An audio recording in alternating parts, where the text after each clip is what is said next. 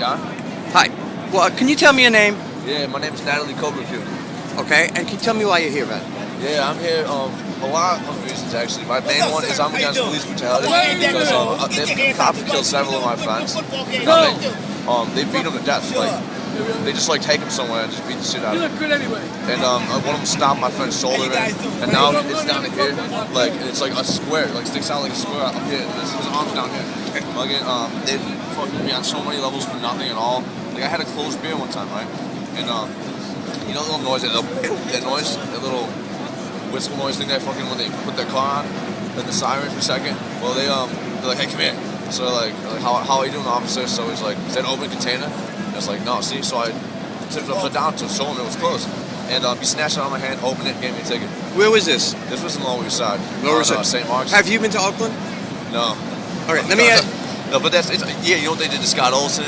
Scott Olson survives all sorts of tours in the military, only to come home and find that the people that are supposed to be protecting the people he went to protect are shooting at him for nothing. Like, that's what I'm like. I'm primarily against that. But also I'm against greed, oppression of people. Like, people will like work their asses off forever and just get like laid off because like higher ups they want more money.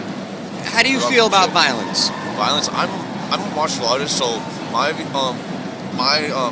ideas about violence is it's only to be used in self-defense. Only self-defense. Or to defend someone else. Never would I even think of using violence for anything but to protect myself or somebody that I feel is being wrong. Like I've used it to like stop people from beating their girlfriends before, to prevent myself from getting robbed or somebody else getting robbed. But other than that, that's mine. How old are you? I'm only 26. 26. Yeah. Did you vote last year? Yeah. Are you going to vote this coming election? Yeah. Who would you vote for if you could vote? I don't even know. I'm not even informed enough to make a decision. And I don't know how much they tell me is truth or lies, so I just don't even put myself in that vote. I just try to do what I can. I'm more down with stuff like this. I think this makes more of a difference than like some little like piece of paper in a box that they're probably just gonna mess with the number of votes anyway. So I see a lot of people walking around with keffiyehs around their neck, right? And what do you mean those are? Those Arab-looking things. Oh yeah. So what? Do you know why they're doing that? Like the cloth things, right? Yeah. Because you know what it stands for? We could get tear gas. We could get mace, pepper spray, whatever, and that's just to protect ourselves. But it's not a political statement? No, it's not as far as I know. Like, I mean, I have one. My friend gave me one, but I gave it to somebody else. But he's like, the reason he gave it to me, he gave me a black and white version of his, which is pink and black. He's like, informed me. He's like, dude, this is in case you get pepper sprayed or tear gas. He's like, soak it in apple cider vinegar ahead of time, and just wrap it around your face. But do you understand what that thing stands for? I have no clue, personally. Okay, it's a political statement if you wear it on certain levels. Oh. And so when you wear it, you're saying basically you stand with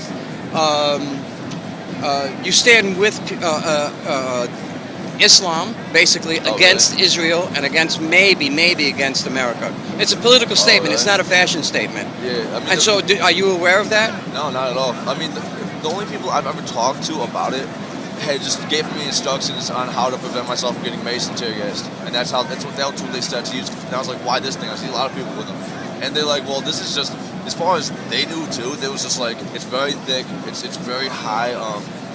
What do you call it? High thread count. Right. So it's very hard for shit to get through it. So. All right. So you've been here how long now, again? Since the second day. This is your second day. No, I've been here since the second day. Since the second day. Yeah. All right. Do you feel that there's any leadership here? How do you know what to do? How do you know where to go? You gotta go to the info tents. You gotta keep your ears peeled for the mic checks, and it all depends on what you're here for. Everyone's kind of here for something different, but I mean, it's got its underlying purpose. I'm not sure fully exactly what the inner circles are all up to. Nobody really does much part of it. But nobody comes over and tells you what to do next or where to go. No. It's all optional. Go where you feel like you're called, My girlfriend, for example, she felt called to be a medic. So she went and got medic training, official medic training, because that's what her calling was. I'm more on the side of arts and stuff like that, because I'm an artist, a filmmaker, a writer.